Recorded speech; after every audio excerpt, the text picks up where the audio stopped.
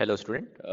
Last class में हम लोगों ने जो है एक्सरसाइज 11.1 कंप्लीट कर लिया था और इससे रिलेटेड जितने कॉन्सेप्ट थे वो सारे हम लोगों ने पढ़ लिए थे। और मैंने ऑलरेडी आपको बोल भी रखा था कि ये सारे कॉन्सेप्ट हमने जो है क्लास 6 में भी पढ़ रखे हैं, है ना। तो ये बहुत नया कॉन्सेप्ट नहीं था। Okay, now come to the next topic. ठीक है, सो इस नेक्स्ट टॉपिक में जो पहला कॉन्सेप्ट है वो है आपका triangle as a part of rectangle. So इस पार्ट को हम लोग देखते हैं। ओके, इससे पहले ना मैं एक चीज जस्ट आपको रिकॉल कर दे रहा हूँ, वो इस कॉन्ग्रुएंट कॉन्ग्रुएंट फिगर क्या है। कॉन्ग्रुएंट फिगर क्या है? सो कॉन्ग्रुएंट ऑलरेडी आप लोग जानते हैं ना, कॉन्ग्रुएंट ट्रायंगल। सो नाउ हम लोग इसको थोड़ा सा जनरलाइज करते हैं। कॉन्ग्रुएंट फिगर क्या है? दो फिगर अगर हम बोल रहे हैं कि कॉन्ग्रुएंट है, इसका मतलब अगर मैं इसको इसके ऊपर ओवरलैप करूंगा तो दोनों एक ही दिखेगा, है ना। इसको अगर मैं इसके ऊपर ड्रैग करके रख दूंगा तो दोनों एक ही दिखेगा, है ना। दो अलग अलग फिगर नहीं दिखेंगे तो हम बोलेंगे दोनों कॉन्ग्रुएंट है। ट्रायंगल में भी हमने ऐसे ही देखा था। दो ट्रायंगल कॉन्ग्रुएंट है कब? जब इसको मैं इसके ऊपर ड्रैग करके रख दूं तो आपको कितना ट्रायंगल दिखेगा? एक ही ट्रायंगल दिखेगा, दो ट्रायंगल नहीं दिखेगा। तो हम बोलते हैं कि मेरा जो ट्रायंगल है वो कॉन्ग्रुएंट है। इसके बाद हम लोगों ने बहुत सारे मेथड अप्लाई अप्लाई किए थे कि कैसे ट्रायंगल को कॉन्ग्रुएंट दिखाते हैं, बट वो हमारे लिए यहाँ इंपॉर्टेंट नहीं है। हमारे लिए इंपॉर्टेंट है कि कॉन्ग्रुएंट फिगर है तो इसका क्या मतलब है, ये हमारे लिए इंपॉर्टेंट है यहाँ पे। तो कॉन्ग्रुएंट फिगर का मतलब क्या है कि दोनों बिल्कुल शेप साइज वाइज सेम होगा, है ना। इसका मतलब कि दोनों अगर एक दूसरे के ऊपर ओवरलैप होगा तो एक ही डायग्राम दिखेगा। तो इसका मतलब क्या है? If two figures are congruent then their area are also equal, है ना। If two figures are congruent, if two figures are congruent, uh, then their areas are also equal. Uh, their areas are uh, also equal, we can say this, है ना। अगर दो figure congruent है तो उनका area भी same होगा ना, क्योंकि ओवरलैप कर रहा है तो एक ही डायग्राम दिख रहा है, यानी कि जो रीजन है दोनों का वो भी सेम होगा, है ना। Their areas are also equal. So ये एक हमारे लिए इंपॉर्टेंट कॉन्सेप्ट है कि अगर दो फिगर आपका कॉन्ग्रुएंट है तो उनका एरिया भी क्या होगा? इक्वल होगा। ओके, अब इसी चीज का हम लोग यूज कर रहे हैं। अब आप देखिए कि एक रेक्टेंगल हम लेते हैं, ठीक है। हम लोग एक रेक्टेंगल ले रहे हैं। Okay, so this is our rectangle. ये हमारा रेक्टेंगल है। अब इस रेक्टेंगल का हम लोग डायगोनल ड्रॉ करते हैं। तो इसका जो डायगोनल है,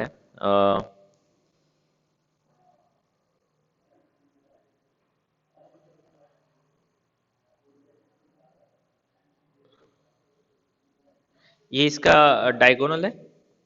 जस्ट अ मिनट।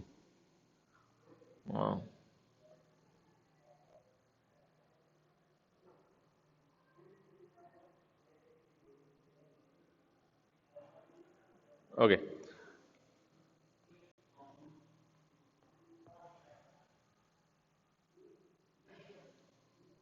ये इसका डायगोनल है, ए बी,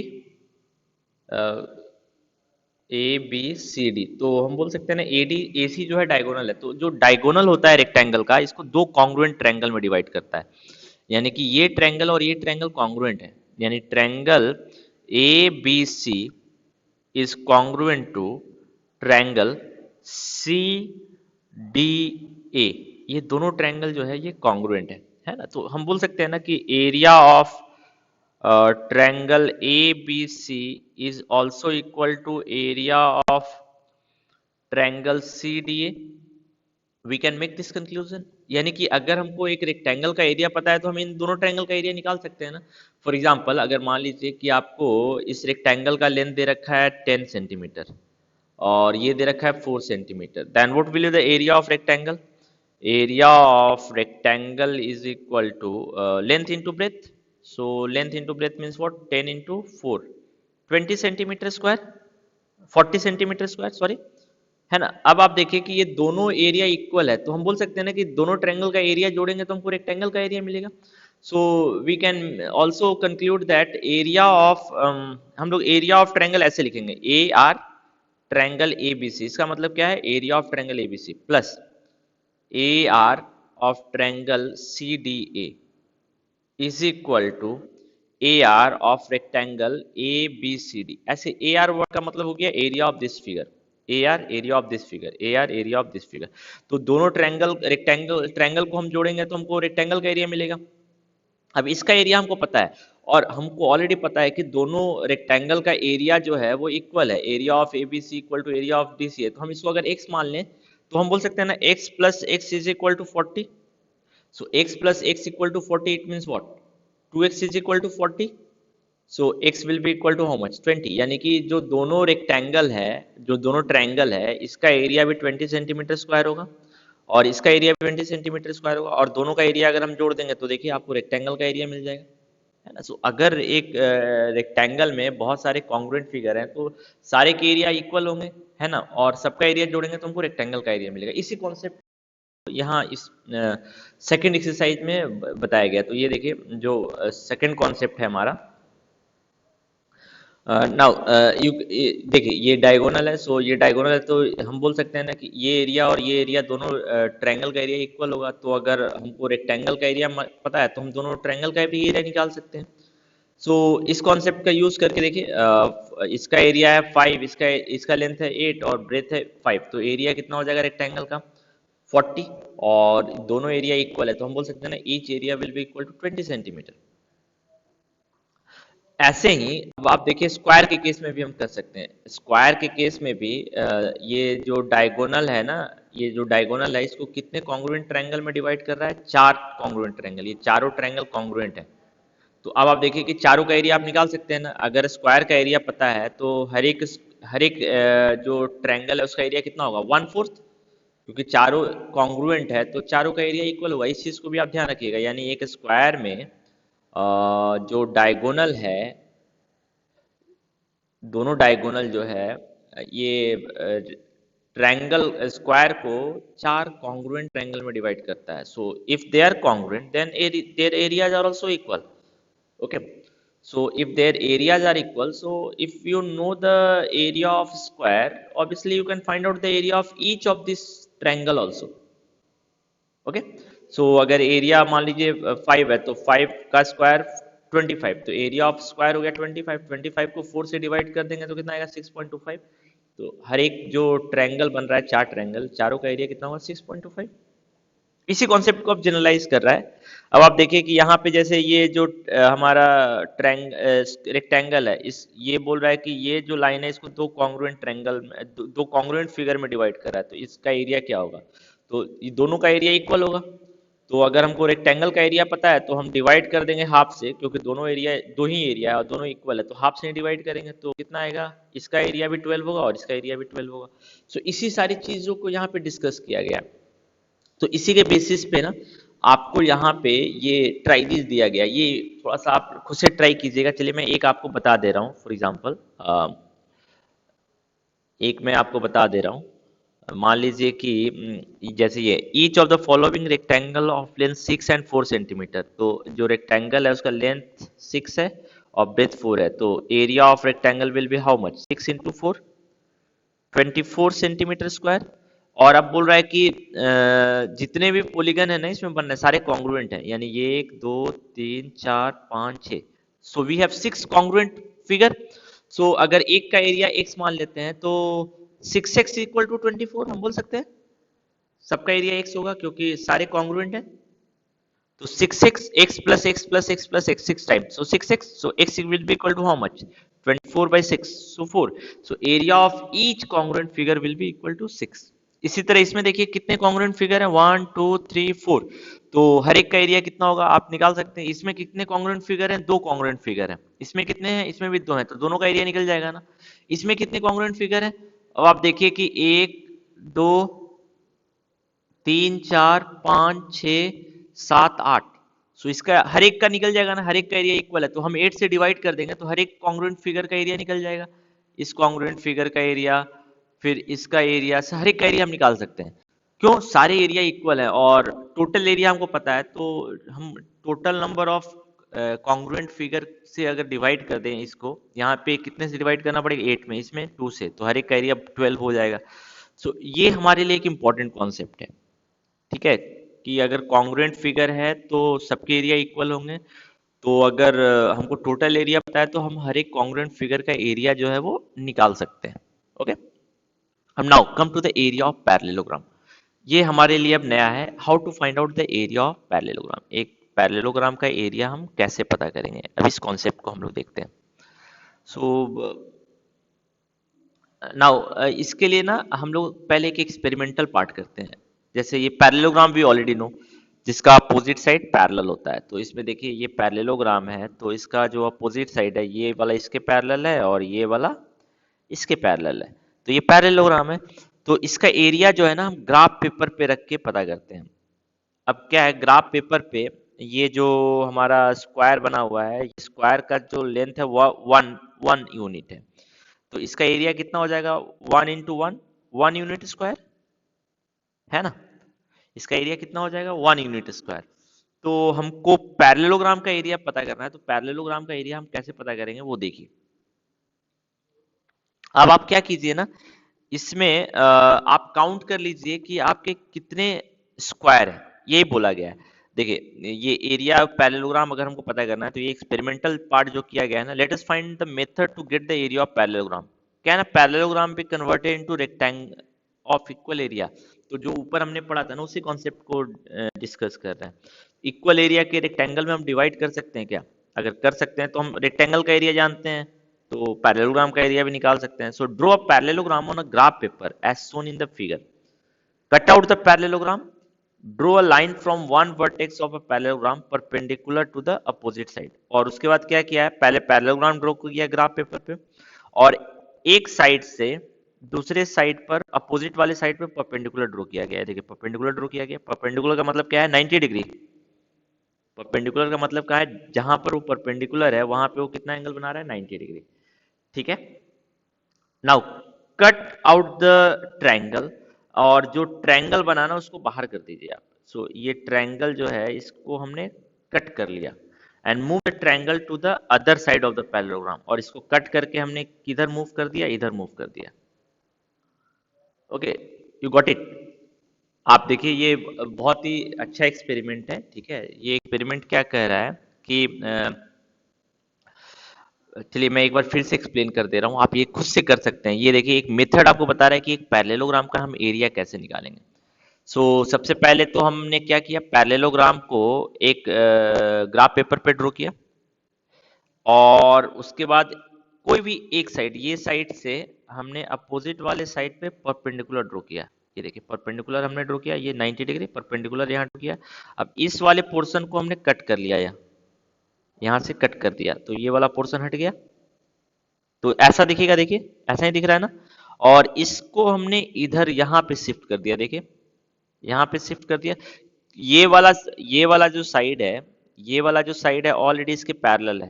तो ये जब इसके ऊपर आएगा तो ऐसा ही रहेगा, और ये वाला पोर्शन जो है, ये वाला पोर्शन ये हो गया, और ये जो छोटा वाला नीचे वाला पोर्शन है वो इधर आ गया। तो अब आप देखिए कि ये एक ट्रायंगल रेक्टेंगल के शेप में आ गया। इस रेक्टेंगल का एरिया हम पता कर सकते हैं। इस रेक्टेंगल का एरिया अगर पता हो जाएगा तो इस पैरेललोग्राम का भी एरिया पता हो जाएगा। क्यों, दोनों सेम है ना, क्योंकि हमने तो कुछ एरिया ऐड नहीं किया, इसी का एरिया इधर वाला इसको इधर शिफ्ट कर दिया। तो जो पैरेललोग्राम का एरिया है और जो रेक्टेंगल का एरिया है वो दोनों क्या होगा, सेम होगा। तो रेक्टेंगल का एरिया अगर हम निकाल सकते हैं तो पैरेललोग्राम का एरिया भी निकल जाएगा। ये यहाँ पे हमारे लिए एक इंपॉर्टेंट कॉन्सेप्ट हो गया। तो अब आप देखिए यहाँ से ना एक फॉर्मूला भी हम लोग अब फाइंड आउट कर रहे हैं कि एक पैरेललोग्राम का एरिया क्या होगा। ये एक तरह से फॉर्मूले का डेरिवेशन हो गया। क्या डेरिवेशन हो गया, अब आप देखिए कि ये वाला पोर्शन कट कर इधर आ गया, है ना। तो अब आप देखिए कि ये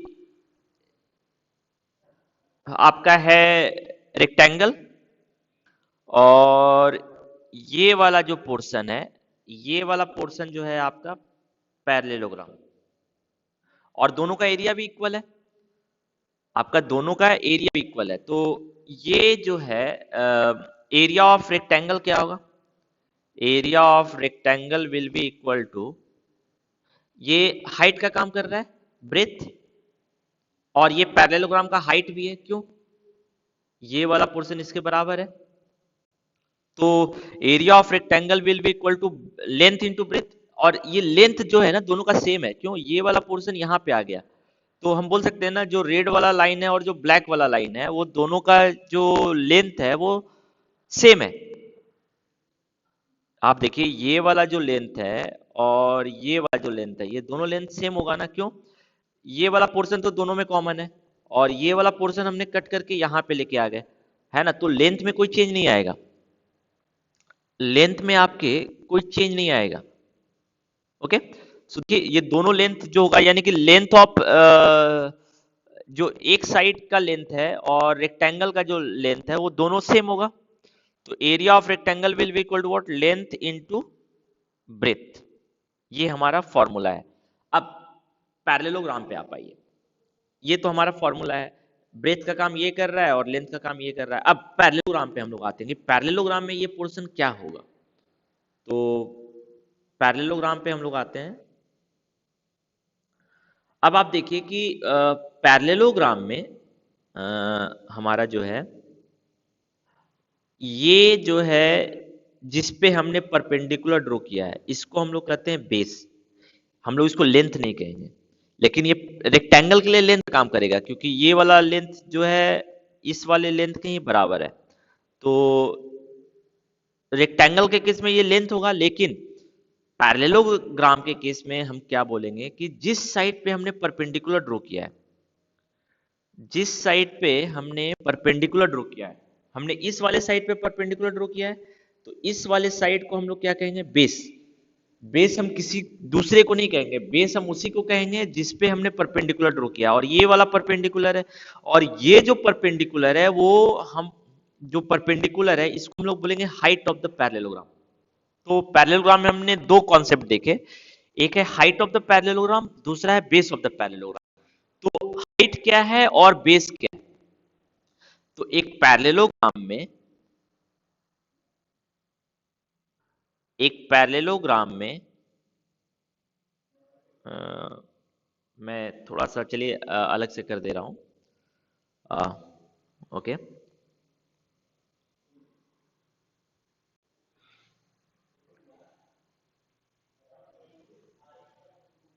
ओके, ये हमारा पैरेललोग्राम है, ठीक है। सो इस पैरेललोग्राम में अब आप देखिए कि आप परपेंडिकुलर कहीं से भी ड्रॉ कर सकते हैं, लेकिन मैं क्या कर रहा हूं कि मान लीजिए ए से परपेंडिकुलर इस पे ड्रॉ किया हमने, तो ये जो परपेंडिकुलर है ना इसको हम बोलेंगे हाइट ऑफ द पैरेललोग्राम,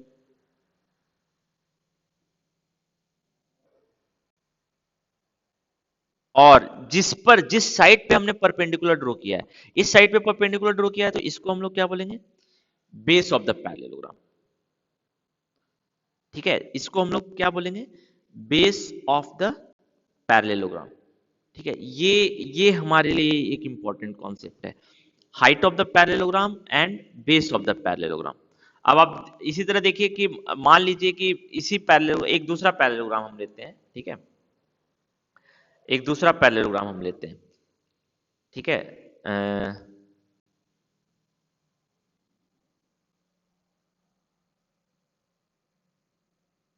अब मान लीजिए ये हमने पैरेललोग्राम लिया और परपेंडिकुलर अगर हम यहां से ड्रॉ कर रहे हैं ये, तो इस केस में आपका हाइट ऑफ द पैरेललोग्राम कौन होगा, इस केस में हाइट ये हो जाएगा, this is the height of the parallelogram, और ये हाइट किस पे ड्रॉ किया गया है, हाइट इस वाले साइड पे ड्रॉ किया गया है, तो इस वाले साइड को हम बेस कहेंगे।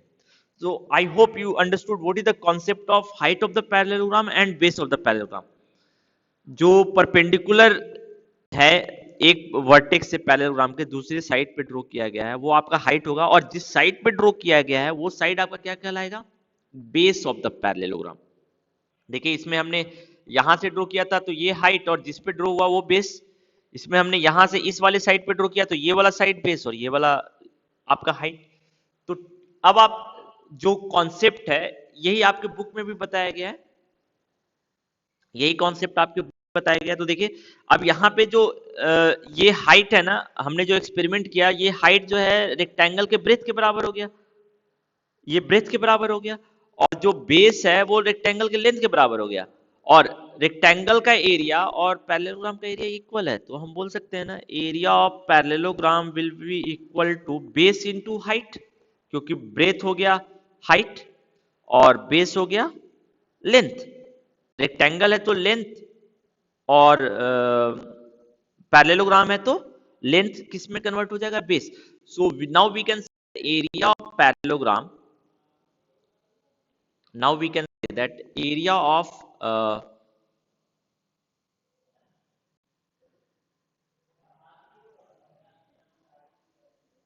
जो हमारा ये पैरेललोग्राम है ए बी सी डी, तो यहाँ से जो हमने परपेंडिकुलर ड्रॉ किया ये हाइट का काम करेगा, और जिस पे हमने ड्रॉ किया वो बेस का काम करेगा, बी।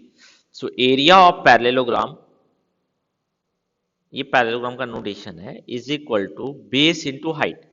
क्योंकि अब आप देखिए ये वाला पोर्शन अगर हम कट करके ये वाला पोर्शन कट करके हम यहाँ पे शिफ्ट कर दें, इधर से हमने कट कर दिया इस वाले पोर्शन को, आप देखिए, तो मैं जो कट किया पोर्शन ना उसको मैं जो है एक डिफरेंट कलर के पेंसिल से मार्क कर दे रहा हूँ। हमने जो पोर्शन कट किया ये वाला पोर्शन था, है ना। तो ये जो येलो वाला है ये आपका पैरेललोग्राम है, येलो वाला जो पोर्शन है ये पैरेललोग्राम है। और जो आपका ब्लू वाला पोर्शन ये आपका रेक्टेंगल है ना। अब आप देखिए कि ये वाला जो एरिया है,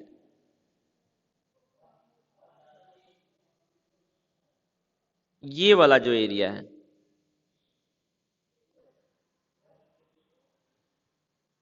थोड़ा सा जस्ट अ मिनट,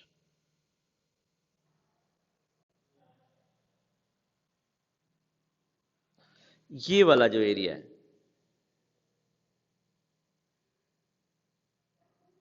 ग्रीन से जिसको मैंने मार्क किया, ये वाला एरिया इसके बराबर है ना। ये वाला एरिया इसके बराबर है क्योंकि इसी पोर्शन को कट करके हमने इधर शिफ्ट कर दिया था, तो दोनों एरिया बराबर है। तो जो ब्लू वाला पोर्शन है, जो ब्लू वाला पोर्शन है, ये आपका ब्लू वाला पोर्शन है ना, ये हो गया आपका रेक्टेंगल। तो इस रेक्टेंगल का एरिया और इस पैरेललोग्राम का एरिया, इस पैरेललोग्राम का एरिया, ये दोनों इक्वल है ना। तो रेक्टेंगल के केस में ये हाइट जो है ये किसका काम करेगा, ब्रेथ का, है ना। ये जो हाइट है ये किसका काम करेगा, ये हाइट जो है वो ब्रेथ का काम करेगा, और ये वाला पोर्शन किसका काम करेगा, लेंथ का। लेकिन जब पैरेललोग्राम होगा तो ये जो लेंथ है वो किस में कन्वर्ट हो जाएगा, बेस में, और ये जो ब्रेथ है वो किस में कन्वर्ट हो जाएगा, हाइट में, क्योंकि यही वाला पोर्शन ये है, तो ये ही हाइट हो जाएगा। तो हम जो लेंथ है उसको ब्रेथ से बेस से कन्वर्ट कर दिए, और जो आपका ब्रेथ है वो उसको हमने किससे कन्वर्ट कर दिया, हाइट से। तो area of parallelogram will be equal to what, base into height. So I hope you understood this. So ये हम ध्यान रखेंगे, और मैंने आपको बताया कि बेस कैसे आइडेंटिफाई करते हैं और हाइट कैसे आइडेंटिफाई, जो परपेंडिकुलर है एक वर्टेक्स से दूसरे साइड पे ड्रॉ किया गया है, तो इस वाले वर्टेक्स से इस वाले साइड पे ड्रॉ किया गया है, तो ये वाला साइड बेस हो जाएगा, और ये जो परपेंडिकुलर है ये किसका काम करेगा, हाइट का। तो ये आप ध्यान रखिएगा। सो अब हम देखिए यहाँ पे आपका बहुत सारा फिर क्वेश्चन भी दिया हुआ है, ठीक है। एरिया ऑफ, यहाँ पे आपका ऑलरेडी बताया है, देखिए any side of a parallelogram can be chosen as a base, ये फिक्स्ड है, जिस पे आप परपेंडिकुलर ड्रॉ करेंगे तो वो आपका बेस होगा। So perpendicular dropped on that side from the opposite vertex is known as height. Opposite vertex से एक साइड पे जो हम परपेंडिकुलर ड्रॉ कर रहे हैं यही आपका हाइट का काम करेगा, और जिस साइड पे ड्रॉ कर रहे हैं वो किसका काम करेगा, बेस का। So in this parallelogram ABCD, BF is the perpendicular to the opposite side AD. So here AD is base and BF is height. So BF जो होगा वो हाइट का काम करेगा और AD जो है बेस का काम करेगा। So consider the following parallelogram. अब आप देखिए यहाँ पे पैरेललोग्राम आपका दिया हुआ है। सो एक ही केस में अगर बेस आपका 5 यूनिट है और हाइट 3 यूनिट है तो आपका एरिया 15 होगा, बेस इंटू हाइट। पेरीमीटर आप निकाल सकते हैं। पेरीमीटर क्या होता है, सारे बाउंड्री का सम। तो पेरीमीटर निकालने में कोई प्रॉब्लम नहीं। अब इसी तरह ये तो ए के लिए बता दिया, इसी तरह आपको बी सी डी सारे डायग्राम के लिए करना है। तो आप कैसे इसका हाइट और बेस कैलकुलेट करेंगे? Just by counting the squares. तो इसमें देखिए हाइट हाइट अगर ये है तो कितने स्क्वायर काउंट हो रहे हैं? 3। तो बी के केस में जो हाइट हो जाएगा वो 3 यूनिट, और लेंथ कितना हो जाएगा? 1 square, 2 square, 3 square, 4 square, 5 square. So जो बेस होगा वो 5। तो इस केस में भी इसका एरिया जो होगा वो 15 होगा।